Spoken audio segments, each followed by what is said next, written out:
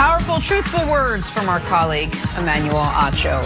Hey guys, we got to talk about Carson Wentz. It seemed like when the Eagles moved on from Doug Peterson, they were sticking with Wentz, but the latest report says, yeah, not so much. Wentz reportedly on the trade block with the Bears and the Colts as strong contenders.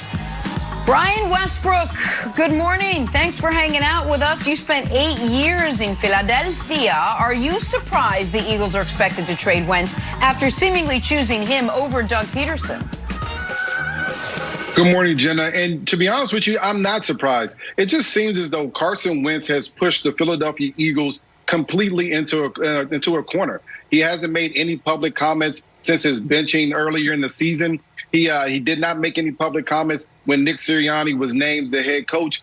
And now you have to wonder, is there a bigger issue? And quite honestly, I think the bigger issue is Howie Roseman. Howie Roseman is responsible for drafting guys, putting better players around Carson Wentz. And you can say what you want. There just hasn't been a bunch of talent that has worked out for them as far as in the draft. And then you have to mention that Jalen Hurts was drafted in the second round last year, something that seemingly has pushed Carson Wentz over the edge as far as the organization. So Howie Roseman still being there is the biggest issue, it seems, for Carson Wentz. And you also have to figure this thing. The Philadelphia Eagles, as they move forward, they're willing to take the biggest dead money cap hit in the history of the NFL, $34 million. And Brandon, the question to me is even bigger than that. Is Jalen Hurts the answer? Do you feel that he's the answer moving forward? Because if he's not the answer, then you don't feel comfortable with him as the answer. Now with the 6th pick in the draft and Justin Fields happens to drop, now you have to ask yourself, are we willing to draft a quarterback in that position with the 6th pick? That's a big question. This organization has a long way to go to get there, but they have to figure some things out quickly. Right. And the first part is probably trading Carson Wentz. Yeah, look, so I'm not surprised, but I want to get there a little later. And I'm not trying to hijack this discussion. When the first thing that came up for me when I saw the question was Deshaun Watson. Now, to me, it's like there's a systemic issue here. And it comes down to how the NFL wants to set the precedent. Deshaun Watson is out there saying, I want to move on. I don't believe in this organization. There's some real problems here. Matthew Stafford, rumblings coming out week 14, week 15. Matthew Stafford wants out.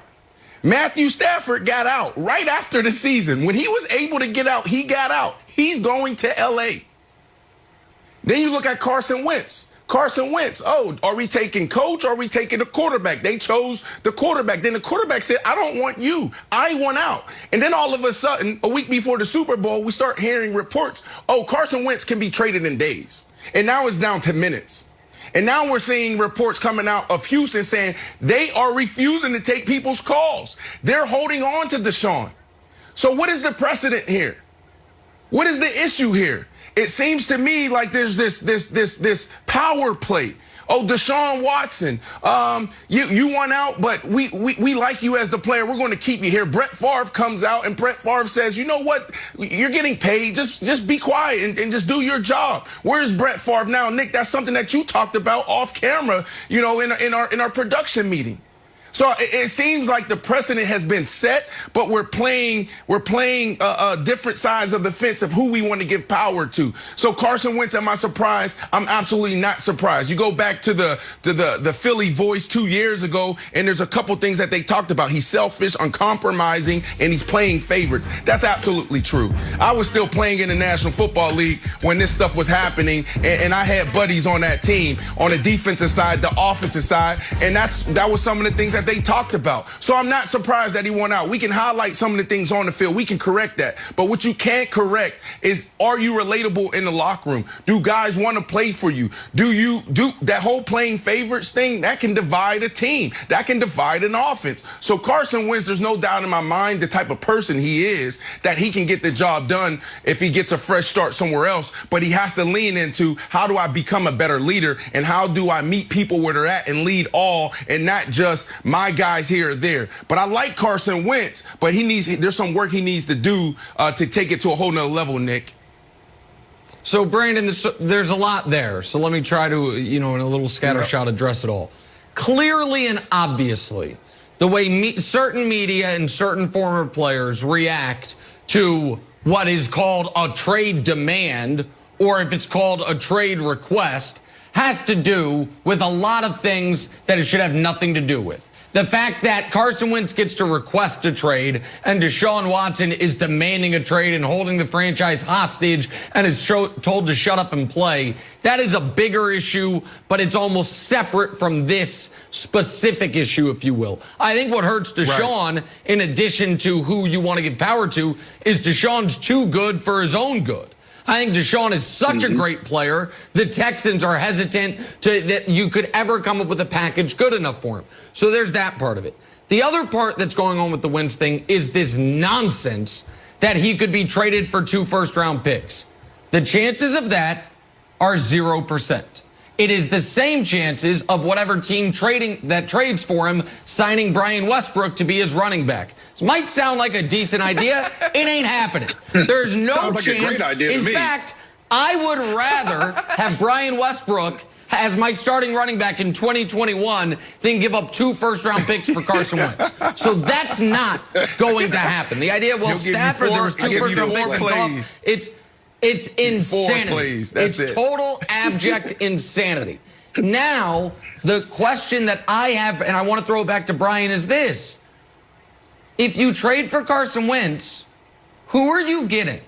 Because I want to show you something. Everyone talks about the MVP year when he didn't even win MVP. Carson Wentz, he's the memorial MVP winner that never won an MVP. He and Russell Wilson, the memorial I've never gotten an MVP vote, can all maybe commiserate together. But show me Carson Wentz's numbers that year, and then show me everything else he's done in his career. It's one magical season, and then the rest of the career. And folks believe that magical season is duplicable.